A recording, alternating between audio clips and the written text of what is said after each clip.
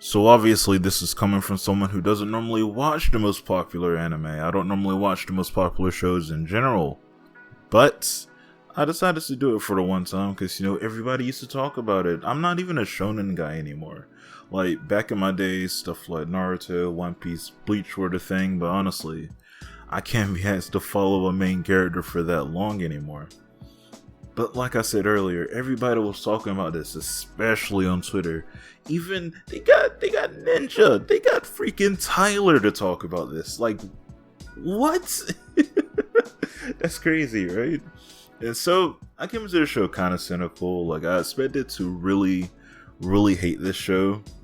But after the first training arc and the, Demon Slayer exams, I'm gonna say it, I was very surprised that I actually really liked Demon Slayer. Demon Slayer is one of, if not the biggest anime and manga series out currently. It was written and illustrated by Koyoharu Gotogi, I'm so sorry, I cannot pronounce your last name, so I'm just gonna say Koyoharu, and animated by Ufotable. The manga came out in 2016 through 2020, and the anime started in 2019, which blew the series to the popularity status that it is at currently. The manga being sold like crazy, a movie being made for the second arc instead of another season, and it was put in the theaters. Demon Slayer might be too popular for its own sake, but then again, who am I to judge?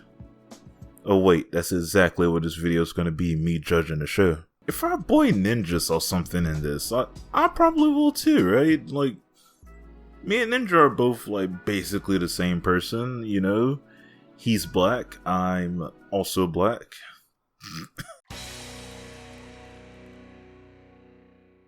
Let's start this off properly by talking about Tanjiro and Nezuko. Tanjiro is one of, if not the biggest, generic and basic anime shonen protagonist you could ever see in a show. But in this instance, I will say, it works. He's such a genuine and pure soul that he touches not only the hearts of every human he comes across, but also the hearts of every demon. Like, how pure can you get? And this is a testament to his pure heart, because a demon slaughtered his entire family on the first episode. I couldn't do that. I genuinely couldn't. If a demon slaughtered my entire family, I'd be after him like a pig to a carrot in Minecraft. I'm sorry, I had to make a reference like that. The only thing I could argue about him in this season is that his character and the way he is wasn't really tested at all, really.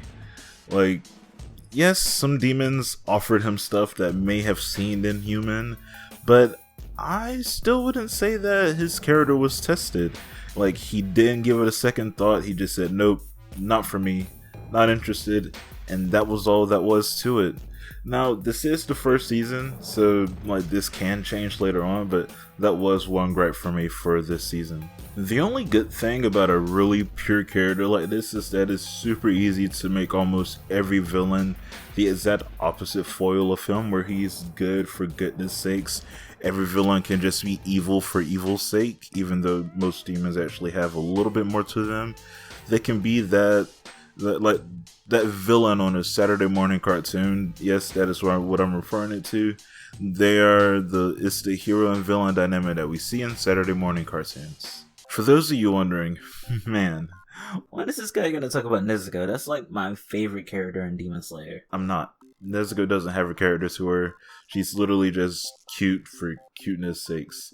Episode 1 had the most character to Nezuko, and that was before she would turn into the demon that we know for the rest of the season, probably for the rest of the series, up until the last arc / last episode or chapter. I really hope by the time we get to that point, though, that Nezuko does develop more into her own character, because for right now it just feels like the story is Tanjiro going through the struggles of having a demon as a sister, where it should be them both going through the struggles of the fact that Nezuko is a demon now, and her specifically the struggles of being chastised by both humans and demons for the actions that she's taken as a demon.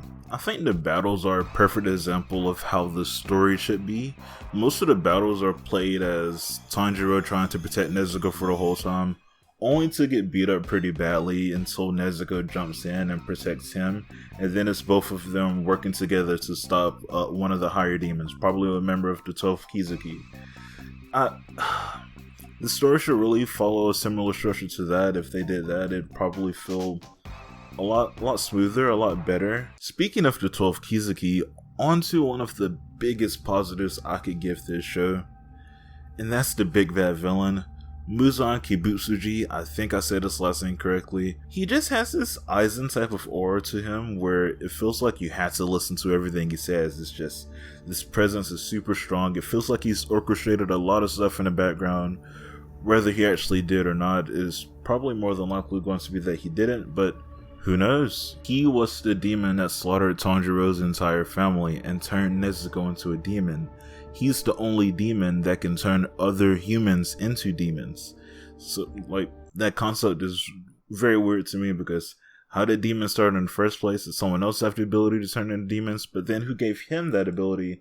But other than that, like, this is so great. His character is, everything about him is super interesting, super intriguing, and they're working his character so well so far, because out of these 26 episodes, we only see him twice, but we hear about him so much, and it's so perfect that we barely get to see him. I feel like most shows now, they'll show the big bad villain from the first episode and keep showing him and showing how he reacts to everybody, killing everybody, like all the heroes killing all the villains and stuff. So I feel like just giving us little teases of what his character is, what he's like, yada yada yada.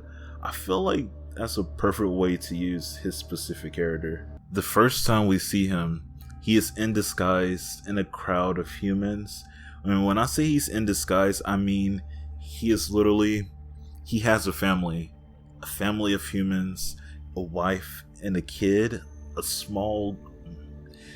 It's so interesting. It's so interesting. I don't know if that dynamic's ever going to come back within the show, but just that tidbit alone felt very interesting. Tanjiro was confused about the situation. He didn't know how to respond. And I think that quickly at the end of that episode was told to be a front, because we just never saw that family again. We never saw him with the family again. And next time we see him, he's dressed differently as well. But honestly, I'm not going to tell you guys about the second time we see him, because that'd be a spoiler. I want you guys to go look at that for yourself. The only two characters left of worth note is Zenitsu and Inosuke. I hate them both. I'm going to be honest. I really hate them both. Constant yelling, constant just being annoying, honestly speaking. I hate this part of Shonen stuff. I hate this part of this show specifically because the yelling, I could not watch this. Zenitsu genuinely gave me a headache on this first full episode with him in it, and I had to stop watching Demon Slayer for a couple of weeks, so this video got pushed back a lot. After finishing the last arc of the first season though, I will say that Inosuke started developing a bit. He doesn't feel like he's as strong as he seemed at the beginning. He feels like he might be a burden to everybody. He feels like he might actually be weak. I don't know if that's going to continue being a character trait of his and he's going to get stronger because of it, but it was interesting and I started liking him a bit towards the end. So nice job on that. But Zenitsu, I still hate him. I don't care if he's powerful when he's asleep. Fuck him. I fucking hate him so much. Overall, when coming into Demon Slayer, all I knew was to expect a generic story, but I don't know, from the story to the characters and the animation that Ufotable did, I resonated a lot with this show. It's not bare bones like demon bad, we kill them. That's definitely the structure it's built off of, but they add extra stuff to it, like the demon's former life as a human, to make you feel for the demons as well. That couldn't work with any other characters in this show besides Tanjiro, because he's the only one that feels sympathy for these demons. Everyone else has the kill on sight mentality when it comes to these demons. And like I said, I would too if they killed any of the members of my family, killed any humans, and well, I don't know about all humans, but if they kill someone close to me in general, I feel like I'd have that mentality as well. The characters and villains really make this show. I have a feeling Muzan and the 12th Kizuki will end up just being evil for evil's sake at the end, but that's also fine. It's what I'd expect from a shonen show like this. If you have yet to watch and are wondering if you should watch Demon Slayer, yes, give it a try.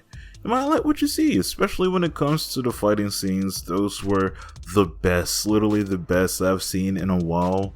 And I'm going to end up having to watch a movie at this point, honestly speaking. Like, that movie, everybody said good things about the movie, so I'm very excited to watch that. But yeah, that's basically it. I hope you enjoyed this video. What do you think of Demon Slayer?